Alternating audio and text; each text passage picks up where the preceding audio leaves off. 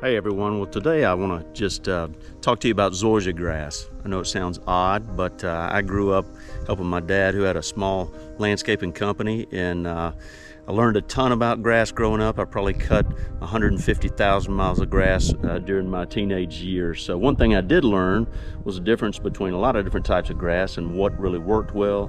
Ultimately, it made me really appreciate what I wanted, which was Zoysia.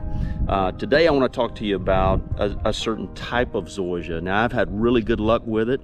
I think it's something you should try. It's actually called Palisades Zoysia. So Palisades Zoysia is a type that is a little bit broader than Myers Zoysia. Myers is a favorite for a lot of people, has a little bit wider blade than Emerald or Zenith, which are tough Zoysia grasses and very popular in a lot of neighborhoods. I'll tell you, I had Bermuda in several other homes that I've had before this. When we built this home, I knew I wanted Palisades Zoysia, or actually just Zoysia, and I was going for Myers. They were out of Myers, and thank goodness I was able to be introduced to Palisades Zoysia. Let me show you a few differences here. Palisades Zoysia, I don't even, if you look in this yard, I actually only sodded to about right here in this yard, all of this side. Every single bit of this, which is as thick as the sod that I had, I'm standing right now in a portion that was not sodded. It is extremely thick. You'd never know this wasn't sod. This is about 7 years old now, but I'll tell you, it was this thick when it was 5 years old. So Zoysia is this type of Zoysia gets very dark green, which is different than Myers or Zenith or Emerald. They are all a finer blade of Zoysia. I highly recommend this. I will tell you, it grows a little bit faster than some of the other types of Zoysia. It is it outruns weeds though. It will choke out anything. Well, let's take a deeper look at this type of Zoysia. Now, this is a little bit in an area that was actually in an area that it's a pasture portion of our home, and I basically took this Palisades Zoysia seed, and what happens on this seed is, you can see here, this is how it heads out. Well, all of this top part is seed. Now, this seed is extremely expensive if you went and bought it somewhere, like a very small bag. 10-pound bag will cost you quite a bit. I'll attach some in the description just to show you what it is. But if you plant some of this, what you can do is bag this type of seed as it heads out. And Palisades Zoysia does head out quite a bit during the summer if it's getting good water and some sun. It'll head out. Just bag that, or either when you cut it, what I do in the pasture area is make sure that I always, I don't even bag this, I blow it out toward the outside so that any area that doesn't have the seed, I just simply strow it. I do not bag it in most areas. I only bag it in the back of the house where I need to. And then I take those bags and just strow it all over the yard. It'll come out, it'll take over any other grass. This entire area back here was fescue at one point, but over a 7-year period, the entire thing has become Zoysia grass. So I'm a huge proponent of Zoysia. I would tell you that it is very tough. It comes out earlier in the spring, so you can see some of these areas back here in this pasture area. It might not be completely filled in, but the Zoysia is running together. You can see it here. Here's a good example of this.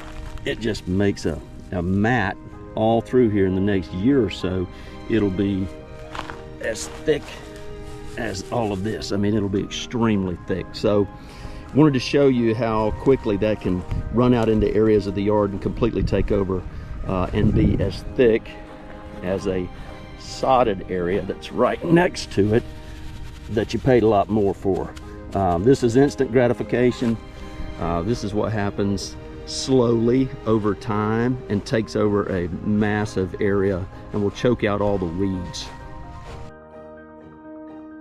All right, now I do want to show you, if you have pets and they come out and use the restroom in your backyard within a fenced area, similar to what we have here, they will leave a mark on zoysia. The great thing about this, it will cure itself. You don't have to do anything about it. It will fill that back in a matter of days. That'll completely go away. It does wear me out when I see this, when you try to keep a nice yard, but if you have pets, it's something you have to deal with. Also, I'll show you in a moment how zoysia grass can be affected a little bit more by some diseases. If you water this at night, you may end up getting some disease spots, some little dollar spots. I'll show you a product and attach a product that you use on that. It doesn't make it go away forever. My advice there is make sure that you water early in the morning. Doesn't really need a lot of water, to be honest with you. If you water early in the morning and allow the zoysia to burn off, the sun to burn off the water during the day and it to be absorbed, you're less likely to get dollar spots or disease. Okay, well, this is one of the products I like to use. It's not the only one, but it seems to work well. You can get it at Home Depot or Lowe's, I believe. Home Depot is most likely where you get Scott's most of the time, but you just put this in a little hand spreader. You don't have to put it over your whole yard, just put it over an area that has any of the dollar spots that may show up on zoysia. Works really well.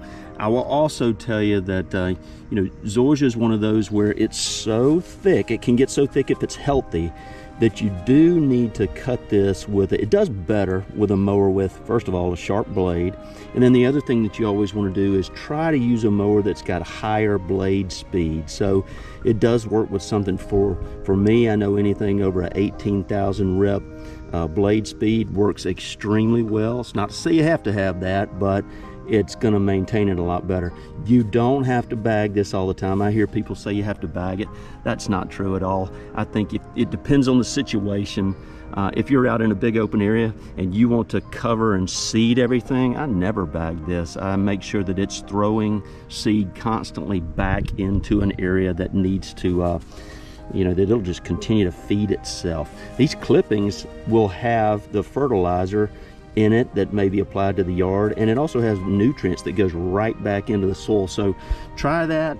A couple other things to be aware of with zoysia grass. There's a saying, and it's similar with St. Augustine too, but zoysia is very, very similar. First year it sleeps, second year it creeps, third year it leaps. You got to have the time to invest in it. You got to push seed out every time you cut, and over time it'll continue to grow, but it takes a minute to get going. Once it does though, zoysia will trap out any type of weed. It becomes active early in the year and starts to grow as soon as the major weeds do, at least here in the South. In Georgia. So great grass. Doesn't have to be Palisades, they all do that, but I know that Palisades is very aggressive in starting early and does a great job for me, and I know it will for you. I will also say it's drought resistant.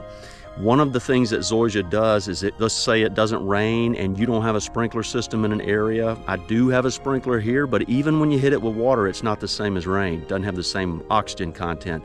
Zoysia will actually go dormant for a period of time in the summer during a drought to make sure that it saves itself. It's almost like a self-preservation mode it kicks into. It'll look like the grass is dying, but as soon as it starts raining again, that grass will come out with a vengeance. So it heals itself nicely. Once it gets going, it really traps out all the weeds. I think it's something you should try if you really want a nice yard, you're somewhere long term, and you've got the ability to put the investment in. Okay, if you like what you heard, subscribe, and we'll see you next weekend.